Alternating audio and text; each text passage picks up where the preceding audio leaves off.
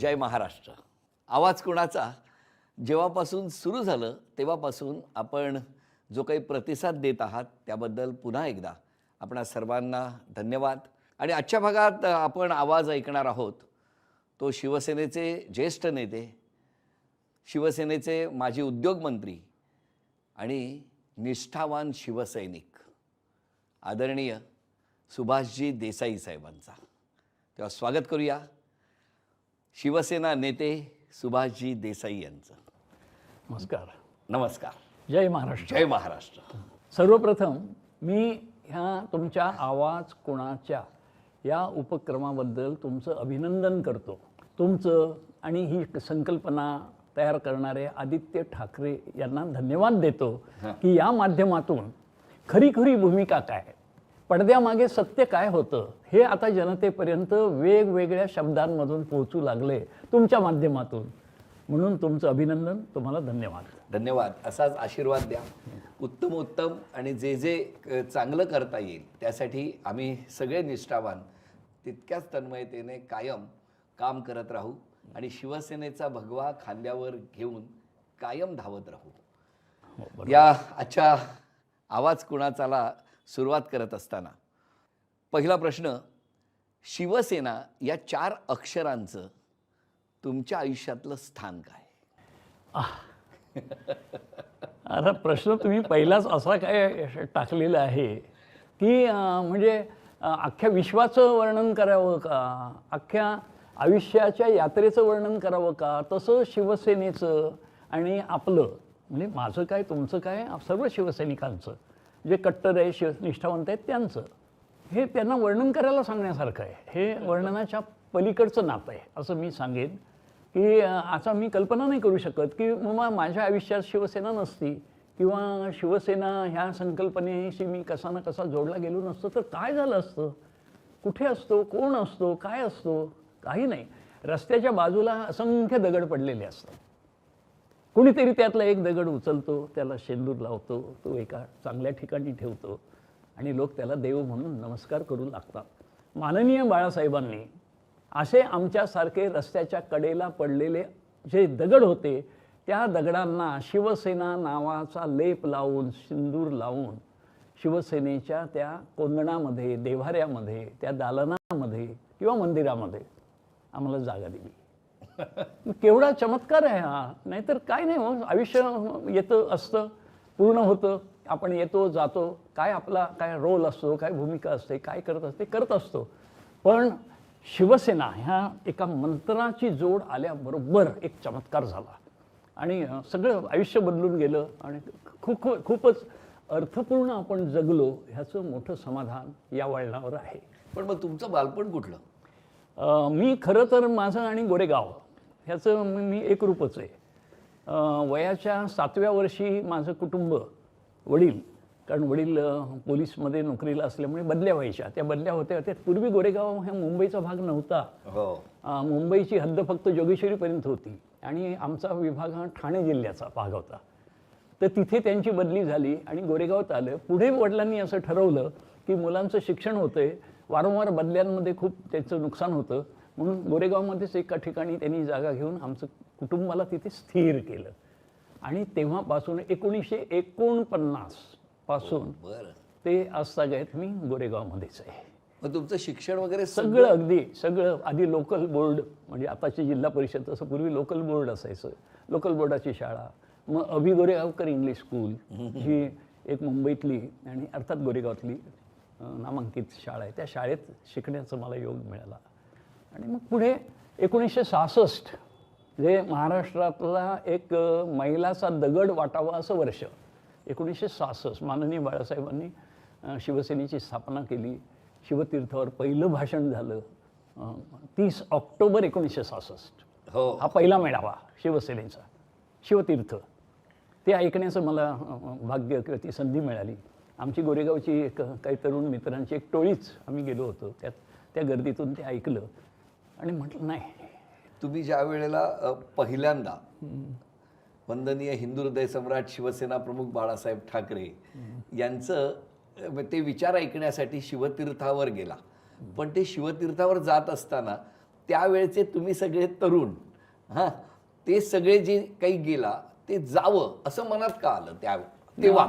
काय असं की मार्मिक हे जरा एक होतं. हां पाहायचो, चाळायचो.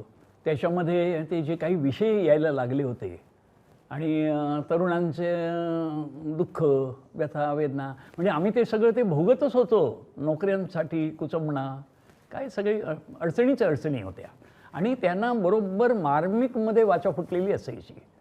त्यामुळे मार्मिक वाचायची, ती व्यंगचित्र, त्याच्यामध्ये ते एक विरंगुळासुद्धा, आनंदसुद्धा, मजा होती, विनोद होते, असं ते गोडी होती. आणि मला सुरुवातीपासून जरा वाचनाची जरा जास्तच आवड, त्यामुळे असे साप्ताहिकं वगैरे आमच्याकडे असायची. तर ते मार्मिकमुळे ते कळलं की असा मेळावा होणार आहे आणि त्याला जाऊया, कारण विषय तर तो पहिल्यापासून भिडलेलाच होता. पण मग तिथूनच वाटलं की आपण भविष्यात काय झालं की शिवतीर्थावरचा शिवसेनेचा पहिला मेळावा 30 ऑक्टोबर 1966. साधं व्यासपीठावर मागे एक बॅनर साध्याच अक्षरात लिहिलेला आणि प्रबोधनकार ठाकरे, बाळासाहेब ठाकरे, अशी सगळी ती मंडळी त्यावेळेला होती. प्रचंड गर्दी झाली होती. त्या गर्दीत आम्ही गोरेगावातल्या तरुणांचं एक टोळकं आम्ही गेलो होतो. सगळीकडे जायचं म्हणजे आमचं ती टीम सगळीकडे फिरत असायची. तसे तिकडे गेलो आम्ही, ते ऐकलं भाषण आणि नंतर मग ओढला गेलोच होतो त्या सगळ्या मार्मिकच्या माध्यमातून. आणि आता त्यांचं ऐकल्यानंतर असं वाटलं की अरे हे काही आहेत, हे दमदार दिसतंय सगळं प्रकरण. आणि मग ते तरुण रक्त त्यावेळचं, त्यामुळे ते लवकर ते सूत जुळलं किंवा मग त्याच्यामध्ये ओढला गेलो. मग गोरेगावमध्ये आम्ही कामं करत राहिलो. शिवसेनेची शाखा कोणाला तरी पुढे करायचं, तू शाखा प्रमुख हो, शाखा प्रमुख लागतो ना शाखेला. पण आमच्यामध्ये उलटी स्पर्धा होती, मी नाही. मग आम्ही एकाला मानून मुटकूनच म्हणावं असं उभा केला, बा तू हो, आम्ही सगळे आहोत ना बरोबर. आणि मग ते काम तसं सुरू झालं. त्यावेळची एक आठवण सांगेन. नक्की. शिवसेनेची शाखा सुरू झाली आणि शिवसेनेचे मोर्चेसुद्धा सुरू झाले होते मुंबईमध्ये. आणि मग त्या मोर्चांवर टीका टिप्पण्या आणि बरेच काहीतरी असे वाद निघायचे. बाळासाहेबांची बैठक जेव्हा गोरेगावमध्ये लागली, त्या अभिगोरेगावकर शाळेच्या मैदानावर आणि बाहेर तो आरे रस्ता, त्या आरे रस्त्यावर तेव्हाच्या गोरेगावच्या आणि महाराष्ट्राच्या सुद्धा अगदी गाजलेल्या मोठ्या उंचीच्या नेत्या मृणालताई गोरे, हे मोठं नाव होतं. आणि ते समाजवादी, ते शिवसेना ह्या नावाला, त्या विचाराला, त्या चळवळीला, आंदोलनाला सगळ्याला विरोध, ठाम विरोध. ह्या सभेच्या वेळेला बाळासाहेबांची सभा मैदानात आणि ह्या रस्त्यावर मृणालताई गोरे, त्यांचे सहकारी बा सामंत आणि इतर त्यांचे समाजवादी कार्यकर्ते हातामध्ये रेतीच्या आणि पाण्याच्या बादल्या घेऊन उभे राहिले. काय दाखवायचं होतं? निषेध, प्रतिकात्मक निषेध, की शिवसेनेची सभा संपल्यावर आता जाळपोळ सुरू होणार, हल्ले होतील, आगी लागतील, मग ते विझवायला आम्ही रेती आणि पाणी घेऊन इथे सज्ज आहोत. सभा संपली. बाळासाहेबांनी त्यांच्या नेहमीच्या त्यावेळच्या शैलीत, त्या स्टाईलमध्ये अगदी जोरदार भाषण केलं होतं. लोक बाहेर पडले होते आणि ते ह्यांच्याकडे बघून हसत जात होते लोक. अरे हे काय, हा म्हणजे हा देखावा, हा तमाशा, असे लोक त्यांची खिल्ली उडवत होते. पण ते नाव मोठंच होतं मृणालताईंचं, त्यामुळे समोर कोणी काही बोललं नाही. तर ती एक त्यावेळची आठवण. काय आगी वगैरे काही लागल्या नाही, मनं पेटून उठली. मनं पेटवणं हे बाळासाहेबांचं तर म्हणजे एक मोठं हत्यारच होतं ना. त्यामुळे त्यांनी ते काम करून गेले आणि मग तिथे शिवसेनेचं काम अगदी जोरदारपणानं गोरेगावमध्ये सुरू झालं. तेव्हापासून पेटवलेली मनं, त्याचं रूपांतर आता धगधगत्या मशालीमध्ये झालेलं आहे. निश्चितच. आणि म्हणून ही मशालसुद्धा हातात घ्यायला आता फार मोठा अभिमान वाटतो. बरं, मग मला सांगा, तुम्ही जेव्हा पहिल्यांदा त्या शिवतीर्थावरच्या सभेला गेला, वंदनीय बाळासाहेब स्टेजवर होते, तुम्ही त्या गर्दीत कुठेतरी एका कोपऱ्यात होता. त्या गर्दीतल्या कोपऱ्यातून बाळासाहेबांच्या सोबत हे जे तुमच्या भेटीचं अंतर आहे, हे कमी कसं झालं आणि कधी झालं? आदेश सांगू का? बाळासाहेबांची प्रत्यक्ष भेट मात्र एका भांडणातून झाली. काय सांगताय? तुमचा कट्टर शिवसैनिक तो रागावणार नाही अशी मला आशा आहे. पण एक भांडण झालं होतं आणि ते भांडण म्हणजे तसं प्रेमाचं हट्टाचं घरगुतीच होतं. झालं असं की शिवसेना वाढत होती आणि कामगार विभागानं शिवसेनेला डोक्यावर घेतलं होतं. मुंबईतला सगळा कामगार, हो आणि तुम्ही त्या सगळ्या गिरणगाव भागातलेच, तुम्हाला माहीतच आहे. होय. आणि तो सगळा विभाग असताना कामगारांचे प्रश्न बाळासाहेबांकडे येत होते आणि त्यांनी भारतीय कामगार सेना स्थापन केली आणि तिच्या शाखा निघू लागल्या. गोरेगावमध्ये निर्लॉन नावाची एक मोठी कंपनी होती, मोठी कंपनी, आणि त्याच्यामध्ये नोकर भरती सुरू होती. तर आम्हाला कोणीतरी एका चांगल्या जाणत्या माणसाने असा सल्ला दिला, इथे तुम्ही जर युनियन स्थापन केलीत तर इथे नोकर भरतीमध्ये पण तुम्हाला जरा संधी मिळेल. तर आम्हाला ती ट्यूब पेटली. मग आम्ही कामाला लागलो आणि तिथे बरेचसे कामगार गोरेगावातलेच राहणारे होते. तेव्हा त्यांना भेटून ते म्हणे, असं काही कराल तर चांगलं आहे. आमच्या कंपनीमध्ये म्हणे बहुतेक कामगार मराठी आहेत, पण आमचा नेता जो आहे, कामगार नेता, हा बाहेरचा आहे, परप्रांतीय आहे, यूपीचा आहे. बरं. आणि त्याच्यामुळे काय आमचं काही चालत नाही आहे, पण तुम्ही या, आम्ही मदत करतो. मग आम्ही पत्रकं काढणं, भेटीगाठी करणं हे सगळं सुरू केलं. म्हणजे मला आठवतं आहे की आमच्या त्या आदर्श शाळेत तिथला जो कारकून होता तो आमचा एक शिवसैनिक होता, मुकुंद चव्हाण नावाचा. आम्हाला काही साधनं नव्हती ना, ते सायक्लोस्टाईल काढायची पत्रकं, अनेक कॉपीज काढायच्या. त्यांनी शाळेचं ऑफिस उघडून दिलं रात्री. आम्ही तिथे सायक्लोस्टाईल सगळ्या कॉपीज काढल्या, पहाटे जाऊन वाटल्या कंपनीमध्ये. आणि रात्रपाळी संपते आणि दिवसपाळी सुरू होते. त्या मधल्या सकाळच्या वेळात एक गेट मिटिंग झाली आणि ती गेट मिटिंग इतकी जोरदार झाली की झाडून प्रत्येक कामगार हजर झाला आणि बाळासाहेबांचे शिवसेनेचा, भारतीय कामगार सेनेचा अगदी घोष झाला तिथे. तिथे आम्ही ही भारतीय कामगार स्थापन झाल्याची घोषणा केली, झेंडे लावले, फलक लावले. तो जो यूपीचा नेता होता त्याला कळलं आता काय ते, त्यांनी राजीनामा दिला त्याच्या पदाचा आणि निरोप पाठवला की मी सगळी मदत करीन, तुमची युनियन स्थापन झाली आहे, चांगली गोष्ट आहे. आता हे झालं सगळं. काही दिवसांनी तिथे भरती झाली आणि त्या भरतीमध्ये भरपूर कामगार घेतले गेले, परंतु आमच्या गोरेगावच्या एकाही शिवसैनिकाला संधी मिळाली नाही. मग आम्ही सगळे नाराज झालो. आणि आम्ही सगळी खटपट केली, प्रयत्न केले, भारतीय कामगार सेना स्थापन केली आणि भरतीमध्ये आमच्या एका मुलाला नाही इतके अर्ज दिले, आम्ही सगळं केलं. त्या आमच्याकडे जे ती शाखा आणि जे कार्यकर्ते होते त्यांच्यामध्ये नाराजी, आणि मग म्हणाले नाही हे काय उपयोग नाही, असं आपण बाळासाहेबांच्याच कानावर घालायचे. तर कोणीतरी एक टूम काढली, नाही आपली जी पदं आहेत ना, आपण राजीनामाच द्यायचा. एक राजीनाम्याचं पत्र कोणते दिलं, खाली सह्या केल्या, काय होते ते माहिती नाही, आणि आम्ही मातोश्रीवर गेलो. मग आम्हाला आम्हाला बोलवलं आतमध्ये. मातोश्रीवरची पहिली भेट तिथे. आम्हाला बोलवलं आणि काय, आणि ते पत्र दिलं, राजीनामा. बाळासाहेब म्हणाले तुम्हीच कशाला, मी पण देतो. आम्ही एकदम उडालो, अरे हे काय. मग त्यांनी बघितलं काय झालं सांगा. मग सगळी सांगितलं, हे सगळं केलं, अमुक केलं. आम्ही सगळी पत्रकं, त्याचे सगळं कागदपत्र, त्यानंतर त्याचं रिपोर्ट आणि एक रजिस्टर होतं सह्यांचं वगैरे, हिशेब ठेवले होते, वर्गणी गोळा केली, ते खर्च कसं केलं, विनियोग काय केला, हे सगळं ते दाखवलं. बाळासाहेब सगळं चाळून वगैरे बघितलं. एक प्रश्न विचारला त्या शाखा प्रमुखाला, हे कोणी लिहिलं? ते म्हणजे सुभाषने. मग माझ्याकडे बघितलं, चांगलं आहे, बरं आहे, ठेवलं बाजूला. मग म्हणाले काय झालं? तर म्हणे एवढे झाले जो, आणि आमच्या एकाही शिवसैनिकाला नोकरी नाही, म्हणून आम्ही कष्ट करून काय उपयोग झाला. साहेब थांबा. बाळासाहेबांनी दत्ताजींना फोन करून बोलावून घेतलं. दत्ताजी साळवी, कमांडर भारतीय कामगार सेनेचे अध्यक्ष. आणि साहेबांनी त्यांना विचारलं, हे काय म्हणतायत बरोबर आहे का? ते म्हणे नाही, मी पुढच्या वेळेला यांचा विचार करतो. नाही, आता मी करणार. बाळासाहेब म्हणाले, तुमची कोण मुलं आहेत नोकऱ्या मागणारी, मला नावं द्या. आमच्याकडे होतंच सगळं तयार, आम्ही ती दिली यादी. आणि दत्ताजींना म्हणाले, आता पुढच्या भरतीत मी लक्ष घालतो. कारण काय झालं होतं की त्यावेळेला ती जी भरती 100 मुलांची झाली होती, ती सगळी लालबाग, परळ, तिकडची मुलं होती, आणि आमचे तिकडचे उपनगरातले किंवा गोरेगावचं कोणी नव्हतं.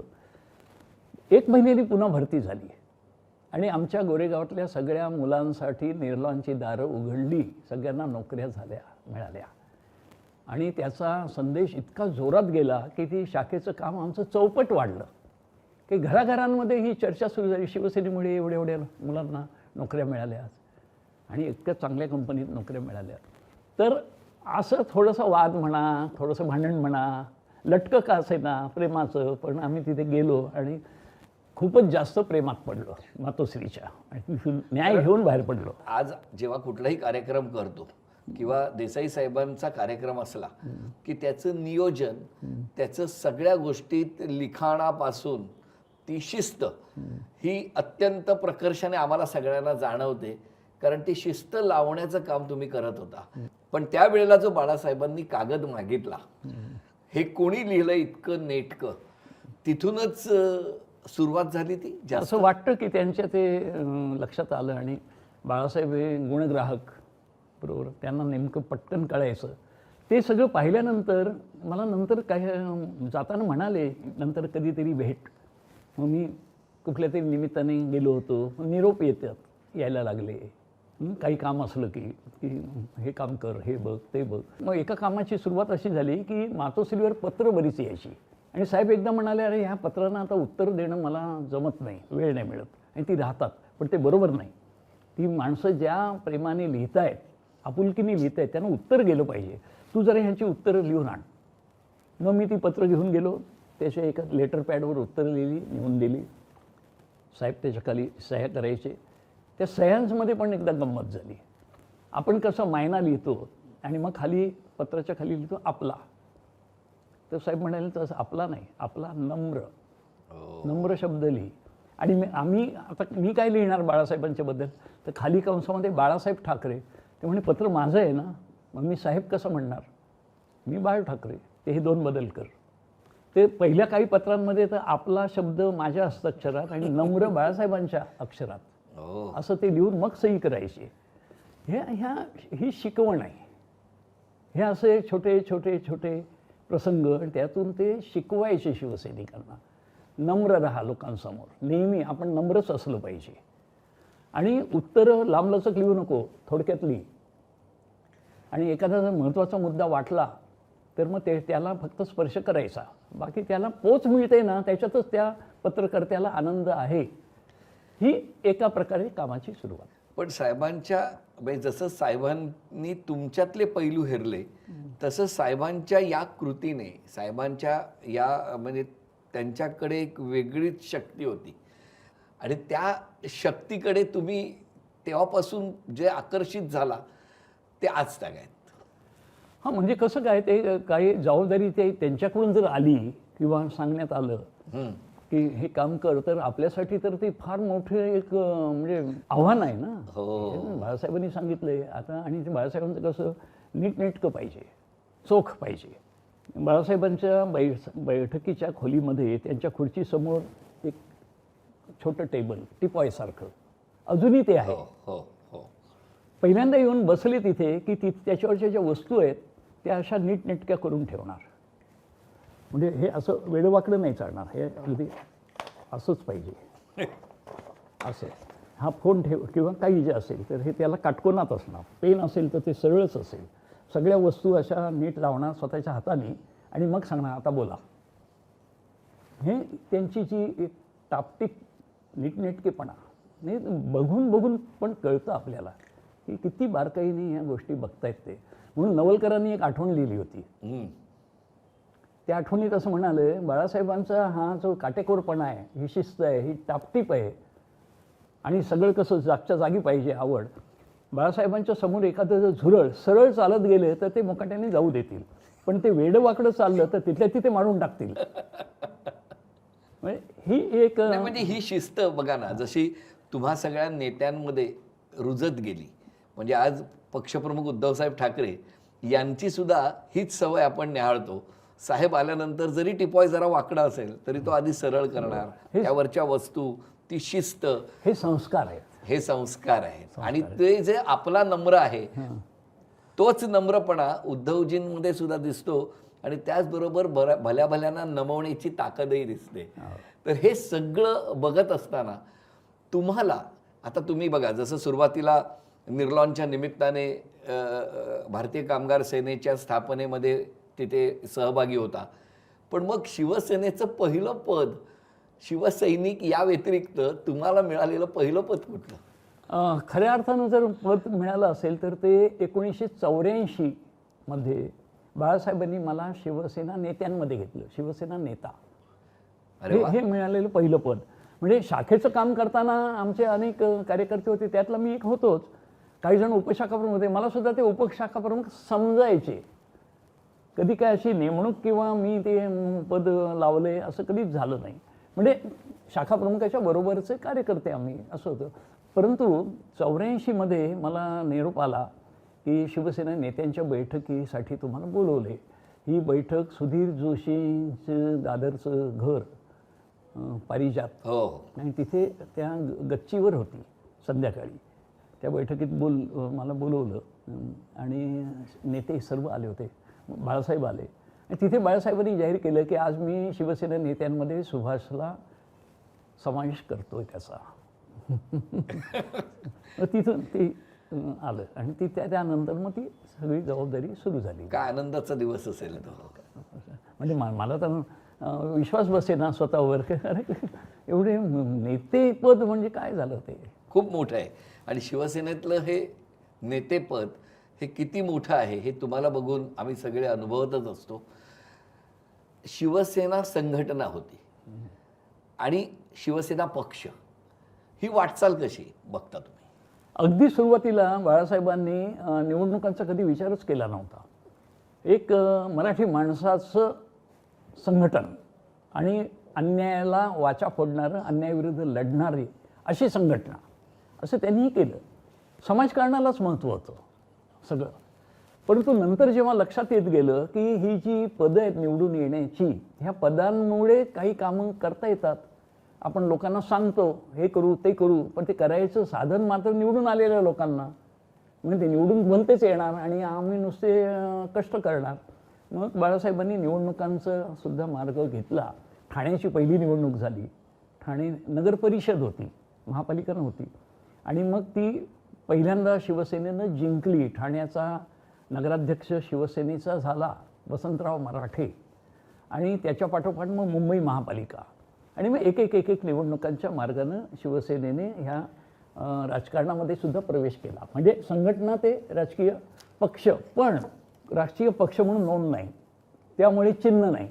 मग व्हायचं असं की प्रत्येक उमेदवाराला स्वतंत्र उमेदवाराचं चिन्ह वेगवेगळं. म्हणजे मी एक निवडणूक लढवली होती 78 मध्ये विधानसभेची. त्यावेळी माझं चिन्ह होतं रेल्वेचं इंजिन, मनोहर जोशींना ढाल तलवार, वामनराव महाडिकांना उगवता सूर्य, असे वेगवेगळे असायचे. म्हणजे मी गंमत सांगतो की नेते जेव्हा प्रचाराला यायचे तेव्हा त्यांना मागच्या बॅनरवर ह्या उमेदवाराचं चिन्ह कोणतं हे मागे वळून बघून सांगायला लागायचं. प्रत्येकाला वेगळं वेगळं. मग मतदारांना सांगायला पाहिजे ना ह्या चिन्हावर हे शिक्का मारा, तेव्हा शिक्की मारायचे होते. तर ते सांगायचं. मी इतके उमेदवार माहिती आहे पण चिन्ह माहीत नाही, आयत्या वेळेला मिळालेलं चिन्ह. पण मग एकच चिन्ह पाहिजे ही गरज तेव्हा निर्माण झाली.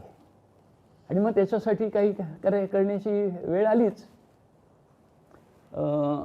1988 मध्ये इंदिरा गांधींनी त्यावेळेला एक फतवा काढला की सगळ्या राजकीय पक्षांनी त्यांच्या घटनेमध्ये एक बदल करावा आणि लोकशाही समाजवादावर आमचा विश्वास आहे हे कलम घातलं पाहिजे, असं त्यांनी एक निर्णय घेतला.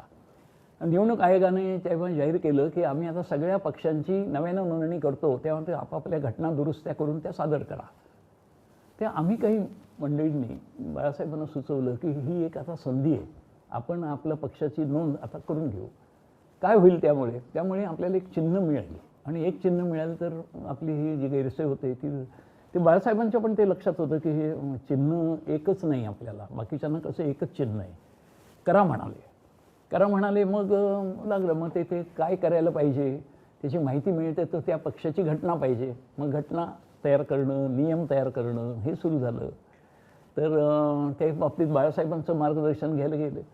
तर त्याच्यामध्ये इतर पक्षांच्या ज्या घटना बघितल्या आम्ही, कारण काहीतरी त्याला आधार पाहिजे, त्याचा अभ्यास केला. तेव्हा लक्षात आलं की निवडणुकांचा त्याच्यात उल्लेख आहे. बाळासाहेब म्हणाले की बघा ही फालतू लोकशाही माझ्या शिवसेनेत नाही चालणार. आता आली अडचण, पण ते काही करून ते करायचं तर आहेच, कारण आदेश काय होता, नाही नोंदणी करा. बाळासाहेबांनी मनोहर जोशी साहेबांना तेव्हा सांगितलं की ह्या कामामध्ये तुम्ही पण लक्ष घाला. मग त्यांचं आम्ही मार्गदर्शन घ्यायला गेलो. तर तो मसुदा तयार केला सगळा. ह्या मसुदा तयार करताना मला 2 व्यक्तींची मदत झाली. एक म्हणजे आमच्या प्रबोधन गोरेगाव संस्थेचे कार्यकर्ते विजय नाडकर्णी, यांना मी बरोबर घेतलं.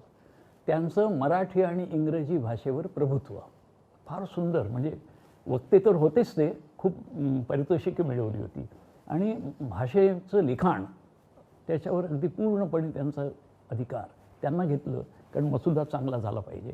आणि ॲडव्होकेट बाळकृष्ण जोशी हे शिवसेनेचे नगरसेवक होते मुलुंडचे, वकील असल्यामुळे ते नियम वगैरे ते व्यवस्थित समजू शकतील. मग त्यांना आम्ही तिघांनी मिळून हे तयार केलं आणि बाळासाहेबांची परवानगी घेऊन दिल्लीला निवडणूक आयोगाकडे अर्ज केला. तर तिकडे फोनवर बोलताना असं लक्षात आलं की त्याच्यात काही सुधारणा करायसाठी तिथे जाण्याची गरज आहे. मग आम्ही गेलो, 5-6 दिवस राहिलो. एक चांगले अधिकारी होते, त्यांना खूप सहानुभूती होती शिवसेनेबद्दल, का कशी मला माहिती नाही. ते म्हणाले आम्ही सांगतो तशा सुधारणा करा, ते आणा, आम्ही तुमची नोंदणी पूर्ण करून देतो. मग त्यामुळे आम्ही परत हॉटेलवर यायचो, पुन्हा ते लिहून काढायचं, दुसऱ्या दिवशी लिहून त्यांना दाखवायचं. असं 2-3दा झालं. 5-6 दिवसात सगळी ती प्रक्रिया पूर्ण झाली आणि मग 6व्या की 7व्या दिवशी त्यांनी आम्हाला ते नोंदणीचं प्रमाणपत्र सही करून दिलं. ते घेऊन आम्ही मुंबईत आलो, मातोश्रीवर जाऊन बाळासाहेबांना दिलं. शिवसेना राजकीय पक्ष म्हणून नोंदणी झाली, हे प्रमाणपत्र अजूनही आहे शिवसेना भवन. आणि मग पहिलं चिन्ह मग काय, चिन्हासाठी निवडणुकीतली मतं लागतात. तो नियम असं की राज्यात म्हणजे महाराष्ट्र राज्य 6% मतं सार्वत्रिक निवडणुकीत मिळाली आणि किंवा त्याहून जास्त त्या पक्षाला एक चिन्ह मागता येतं. मग लोकसभेची निवडणूक झाली 89ला. आम्ही ही नोंदणी केली 88ला, पाठोपाठ 89ला लोकसभेची निवडणूक झाली. शिवसेनेचे तेव्हा 4 खासदार निवडून आले. दक्षिण मध्य मुंबईतून वामनराव महाडिक, उत्तर मध्य मुंबईतून विद्याधर गोखले जे लोकसभेचे संपादक होते, पत्रकार होते ते, आणि मराठवाड्यातून 2 मोरेश्वर सावे आणि अशोक देशमुख परभणी, मोरेश्वर सावे संभाजीनगर. ह्या 4 मतांची बेरीज ही 60%पेक्षा जास्त झाली राज्यातल्या एकूण मतांपैकी, आणि त्या आधारावर आपल्याला धनुष्यबाण चिन्ह मिळालं. ते चिन्ह कसं पाहिजे हे निवडणूक आयोगाने सांगितलं, तुम्हाला स्वातंत्र्य आहे, तुम्ही त्याचं ड्रॉइंग देऊ शकता. आणि बाळासाहेब कलाकारच, बाळासाहेबांनी ते धनुष्यबाण चांगलं ठळक, कारण सरकारी जे होतं निवडणूक आयोगाचं ते असं किडकिडीत होतं, रेष नुसती काढलेली धनुष्यबाण. बाळासाहेब म्हणे असं नाही, आपलं कसं असं ठसठशीत पाहिजे. ते जे आता आपण वापरतोय ते बाळासाहेबांचं स्वतःचं ते ड्रॉइंग आहे, ती आकृती, ते मग सादर केलं गेलं, ते मान्य झालं. आणि तेव्हापासून आजतागायत एक योगायोग असा की निवडणूक चिन्ह उमेदवारांना देण्यासाठी अ आणि ब हा फॉर्म द्यावा लागतो. आता त्याला AA आणि BB असं म्हणतात. हा अधिकार पक्षाच्या अध्यक्षाचा, पण बाळासाहेबांनी त्यावेळेला तो अधिकार मला दिला आणि सांगितलं हे तू देत जा.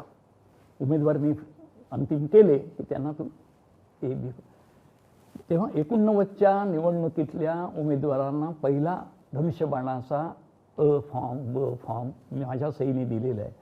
तो आज तागायत शिवसेनेचे लोकसभेचे, विधानसभेचे आणि स्थानिक महापालिका, जिल्हा परिषदा यांच्या उमेदवारांना आज तागायत इतक्या वर्षांमधल्या प्रत्येक उमेदवाराला अ ब फॉर्म धनुष्यबाण देण्याच्या अर्जावर खाली सही सुभाष देसाईची आहे. ती संधी मागे एकदाच गेली, ती म्हणजे अंधेरीच्या पोटनिवडणुकीत धनुष्यबाण नाही परंतु मशाल चिन्ह मिळालं. आता मी वाट बघतोय की पुन्हा धनुष्यबाणावर मला सही करायची संधी कधी मिळणार, आणि ती मिळणार, नक्की मिळणार. ठाम आहात तुम्ही? ठाम म्हणजे मला खात्रीच आहे. हे नाही करता येत, असं चोरी होऊ शकते, पण चोरीचा माल आमचा आहे ना. तो जेव्हा आम्ही घेऊ ताब्यात तेव्हा तो आमच्याकडेच येणार आहे. हे तात्पुरतं काहीतरी केलेलं आहे, कोणाचं तरी दबाव, वशिला, काय जे घाणेरडं राजकारण, त्याच्यामुळे तात्पुरतं झालेलं आहे. पण मी तर म्हणतो की धनुष्यबाण किंवा कुठलंही निवडणूक चिन्ह हे मतांच्या संख्येवर देता येतं, बरोबर. खरं काय व्हायला पाहिजे होतं निवडणूक आयोगाने, जेव्हा अशी परिस्थिती निर्माण होते की असं धरून चला 2 गट दावा करतायत, तेव्हा तुम्हाला काही कळत नाही की नक्की कोणाशी गोठवून ठेवायला पाहिजे. आणि सार्वत्रिक निवडणुकीमध्ये ज्या भागाला जास्त मतं मिळालेली आहेत त्यांना भागाला नंतर देता येतो. याच्यापूर्वी काँग्रेसमध्ये फूट पडली, जनता दलात पडलेली आहे, अनेक पक्षांमध्ये पडली. त्या वेळेला निवडणूक चिन्ह गोठवलं गेलेलं आहे, एका गटाला दिलं गेलं नाही त्यावेळेला. नंतर काय बघा, पूर्वी काँग्रेसची बैलजोडी होती, नंतर गाय वासरू होतं, ही नाही मिळालं एका गटाला, त्यांना वेगवेगळी चिन्ह मिळाली. त्यामुळे एकतर असं करणं हे उचित झालं असतं, न्यायाचं झालं असतं, पण ते झालेलं आहे. पण ह्याच्यापेक्षा जास्त गंभीर जर गोष्ट घडली असेल कुठली, तर शिवसेना हे नाव मला वाटत नाही की कुठल्याही यंत्रणेला एखाद्याला उचलून दुसऱ्याला द्यायचं, एखाद्याचं काढून द्यायचं, हे शक्यच नाही. कारण शिवसेना हा विचार आहे, बाळासाहेबांनी ती स्थापन केली आणि त्याच्या आधी तिची प्रक्रिया प्रबोधनकारांनी आधी सुरूच केलेली होती. म्हणजे मराठी माणसाचे न्याय हक्क याच्यावर शिवसेनेच्या स्थापनेपूर्वी 20 वर्ष आधी प्रबोधनकारांनी लिखाण केलेलं आहे. मराठी माणसाचे हक्क आणि त्याचे सर्व हे आणि संयुक्त महाराष्ट्राची चळवळ, आणि त्या चळवळीत राज्य निर्माण झालं पण मराठी माणूस फेकला गेला, आणि त्याच्यासाठी त्या चळवळीतून आंदोलनातून निर्माण झालेली एक संकल्पना शिवसेना हा विचार आहे, थॉट आहे, ही आयडिया आहे. तुम्ही ही संकल्पना, ही आयडिया नाही घेऊ शकत. नाव घेता येतं, नाव घेता काय कळणार आहे. हे जे कोण दावा करतायत आज शिवसेना आमची म्हणणारे, आज सरकारमध्ये जाऊन बसले, त्यांना काय अर्थ कळलाय का शिवसेनेचा? शिवसेना हा विचार काय आहे, त्यासाठी काय केलेलं आहे, कशातून ते निर्माण झालं, त्याचं ती चळवळ आहे, ती आंदोलन आहे, ती संकल्पना आहे, ती आयडिया आहे, तो थॉट आहे, हे कसं कोण आणू शकतं? हे नाही आणता येणार. त्यामुळे चिन्ह एक वेळ दिलं तरी समजा काही तांत्रिक गोष्टी आहेत असं समजू शकतो, ते पुन्हा मतांच्या आकडेवारीप्रमाणे आमच्याकडे येणारच आहे, ते येईलच. परंतु ही कल्पना मात्र एकाची दुसऱ्याला देणं हे तर म्हटलं आक्रीत घडले असं मला वाटतं. अनेक चढउतार तुम्ही इतक्या वर्षात बघितले. शिवसेना म्हणजे 1966 पासून 2023 पर्यंत जे काही घडलं त्या सगळ्याचे साक्षीदार तुम्ही आहात. आत्ता हे जे काही झालं, तळपायाची आग मस्तकाला गेली होती. काय काय व्हायचं बाकी राहील? हे असं काही होईल असं नव्हतं वाटलं. एखादा राग, रुसवा, असंतोष, नाराजी असू शकते, परंतु हे असं एकदम होईल, शिवसेनेला धोका आणि शिवसेनेला दगा द्यायचं आणि एवढी फूट पाडायची, हे असं एवढं कारस्थान होईल असं कधीच वाटलं नव्हतं. म्हणजे मी तर तुम्हाला सांगतो की ज्या वेळेला सुरुवातीला ते 16 आमदार गेले, विधान परिषदेच्या निवडणुकीचा निकाल लागला आणि त्या रात्री ते आधी ठाण्याला जेवणासाठी गेले, तिथून मग सुरतला गेले, हे रात्री उशिरा कळलं, बरोबर. ते 16च होते तेव्हा. पण ते आधी वाटलं होतं किंवा नाराजीपोटी काहीतरी असेल, ठीक आहे, होतं ना परत. पण जी नंतर कारणं सांगितली गेली की राष्ट्रवादीच्या आणि काँग्रेसच्या नादाला लागले आणि तिकडे गेले, हिंदुत्व सोडलं, काय संबंध तुमचा? आणि मग तुमची काही बुद्धी त्यावेळेस शाबूत होती की नाही? म्हणजे आताचे मुख्यमंत्री एकनाथ शिंदे जेव्हा 2019मध्ये महाविकास आघाडीची स्थापना होत होती तेव्हा त्या प्रक्रियेमध्ये होतेच. मी त्यांनी जरा स्मरणशक्तीला थोडा ताण द्यावा आणि बघावं, किमान समान कार्यक्रम ह्याच्या आधारावर महाविकास आघाडी झाली. ह्या किमान समान कार्यक्रमाच्या बैठकीत बाळासाहेब थोरात, अशोक चव्हाण, अजित पवार, जयंत पाटील ह्यांच्या बरोबरीनं सुभाष देसाई आणि एकनाथ शिंदे शिवसेनेच्या वतीनं उद्धव साहेबांनी आमची दोघांची त्याच्यावर हे केली होती. म्हणजे ती समन्वय समितीच होती आणि बऱ्याच वेळेला निंदणी कामं वेगवेगळी माणसं करायची, तर तो किमान समान कार्यक्रमाच्या बैठकीत आणि त्याच्यावर सही एकनाथ शिंदेंची आहे. मग हे सगळं होत होतं, स्थापन होतं आहे, तेव्हा वाटत नव्हतं की हे गैर होतं आहे. आपण भाजपबरोबरच असायला पाहिजे, आपण हिंदुत्वासाठी तिकडे पाहिजे, इकडे येताच कामा नये. ते सगळं झालं. खात्यांच्या वाटपामध्ये त्या प्रक्रियेत सगळा भाग, खातं चांगल्यात चांगलं कसं मिळेल हे तर पाहिलंच. आणि नंतर पुढे 2.5 वर्ष त्या खात्याचा कारभार आणि त्याचं जे काही मान मरातब जे काय आहे, इतर गोष्टी मी बोलत नाही, यथेच्छ असं त्याचा आनंद घेऊन उपभोग घेऊन ते झालं. तोपर्यंत हे धोरण चुकतंय, हिंदुत्वाला तिलांजली दिली जाते आणि हिंदुत्व सोडून काँग्रेस आणि राष्ट्रवादीच्या मांडीला मांडी लावून बसलं जातं आहे. ह्याचे काही गैर होते हे कळतच नव्हतं. म्हणजे साध्या मराठीत महाराष्ट्र म्हणजे काय कुक्कुळं बाळ आहे का? ही बनवाबनवी कळत नाही का कोणा लोकांना? कळते याच्यामध्ये की ते सगळं होत असताना त्याचा फायदा कसा मिळेल हे मात्र बघितलं गेलं. आणि मग सोयीने मग ते तरी सांगायचं, व नाही आम्हाला सरकार करायचं होतं, हे आम्हाला ही पदं पाहिजे होती, मुख्यमंत्रीपद पाहिजे होतं, त्यासाठी आम्ही केलेलं आहे. आणि त्याचबरोबर इथेच थांबूया. पुन्हा भेटूया आवाज कुणाच्या पुढच्या भागात.